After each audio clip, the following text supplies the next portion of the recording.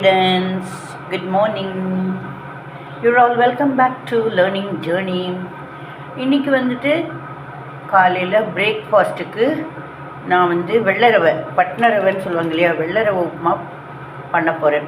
அதுக்கு நான் என்ன எடுத்து வச்சுருக்கேன், கட் பண்ணி வச்சுருக்கேன் அப்படின்னா, வெங்காயம், பெரிய வெங்காயம் நறுக்கி வச்சுருக்கேன். அப்புறம் எங்கிட்ட இருக்கிற கருவேப்பிலை, அப்புறம் பச்சை மிளகாய். எங்கள் வீட்டுக்கு ஏற்ற மாதிரி நான் காரத்துக்கு தகுந்த மாதிரி பச்சை மிளகாய், தேவையான பச்சை மிளகாய் எடுத்து வச்சுருக்கேன்.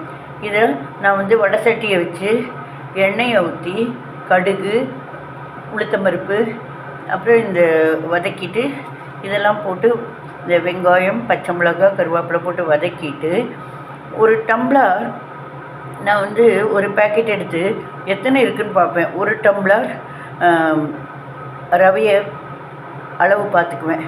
அந்த ஒரு டம்ளர் ரவையை எடுத்து ஒரு பாத்திரத்தில் எடுத்து வச்சுருவேன்.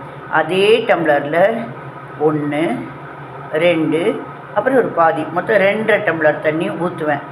கான்ஃபிடெண்ட்டாக சக்ஸஸ்ஃபுல்லாக மெத்துன்னு நல்லா வரும். 2.25 அப்படின்னா கொஞ்சம் இன்னும் கூட சாஃப்டாக வரும். அதுக்கு 3 ஊற்றிடுறதுங்க கொலன்னு ஆகிடும். அது பிடிச்சவங்க அந்த மாதிரி பண்ணிக்கலாம். இதுதான் இன்றைக்கி என்னுடைய பிரேக்ஃபாஸ்ட்.